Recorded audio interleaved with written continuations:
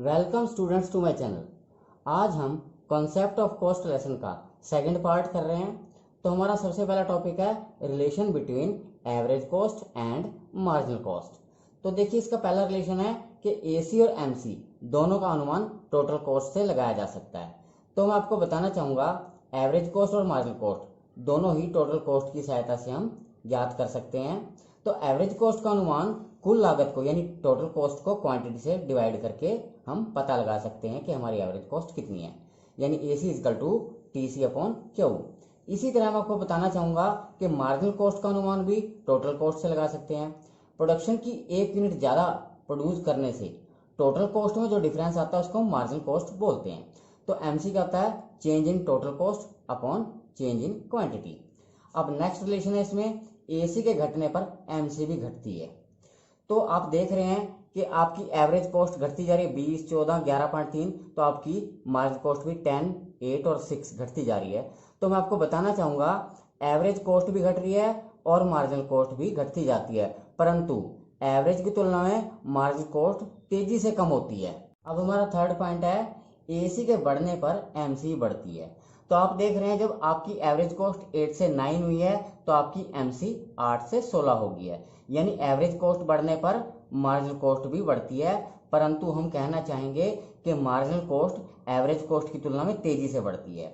और fourth point है MC AC को उसके मिनिमम पर काटती है। तो हम देख रहे हैं सेवंथ जब हमने प्रोडक्शन किया 7 यूनिट तो AC और MC हमारे बराबर है, यानी ये मिनिमम पे काट रही हैं। अब हमारा नेक्स्ट टॉपिक है relation between total cost and marginal cost. तो देखिए, पहला रिलेशन ये है कि मार्जिनल कॉस्ट की गणना 2 यूनिट्स के टोटल कॉस्ट के अंतर द्वारा की जाती है। यानी हम ये कह सकते हैं जो टोटल कॉस्ट की जो 2 यूनिट्स हैं उसका डिफरेंस ही हमारा मार्जिनल कॉस्ट होता है। तो MC क्या होता है? Change in total cost upon change in quantity. अब नेक्स्ट है जब टोटल कॉस्ट घटती दर से बढ़ती है तब MC घटती है। हम देख रहे हैं टोटल कॉस्ट हमारी बढ़ती जा रही है, परंतु ये घटती दर से बढ़ रही है क्योंकि यहाँ 10 का डिफरेंस आया है, यहाँ 8 का है और यहाँ 6 का है। तो हम देख रहे हैं कि हमारी MC घटती जा रही है। अब हमारा तीसरा पॉइंट है जब TC बढ़ना बंद हो जाती है तब MC हमारी मिनिमम हो जाती है, हम देख रहे हैं। अब फोर्थ पॉइंट है जब TC में बढ़ती दर से वृद्धि होती है तब MC बढ़ती है। देखिए, TC में बढ़ती दर से वृद्धि हो रही है और MC भी हमारा बढ़ता जा रहा है। अब हमारा नेक्स्ट टॉपिक है SAC और SMC कर्व और LAC और LMC कर्व में सिमिलरिटी, यानी शॉर्ट टर्म एवरेज कॉस्ट और short term marginal cost curve. इसी तरह लॉन्ग टर्म एवरेज कॉस्ट और long term marginal cost curve में इक्वालिटी यानी समानता क्या होती है? तो पहली समानता ये कि LAC और LMC कर्व यू शेप के होते हैं, और दूसरी समानता यह है LMC कर्व LAC कर्व को उसके मिनिमम पर काटता है, जैसे हम यहाँ देख रहे हैं। अब बारी आती है इनकी असमानताओं की, यानी SAC और SMC, इसी तरह से LAC और LMC कर्व में असमानता।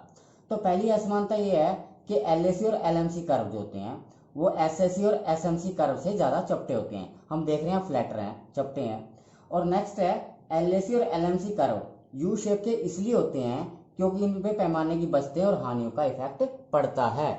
अब देखिए, हमारा नेक्स्ट टॉपिक है टाइम, एलिमेंट और कॉस्ट। तो मैं आपको बताना चाहूँगा कि जो टाइम के एलिमेंट है जैसे अति अल्पकाल है, अल्पकाल है और दीर्घकाल है, उसका किसी वस्तु के प्रोडक्शन पे और उसकी कॉस्ट पे क्या इफेक्ट पड़ता है।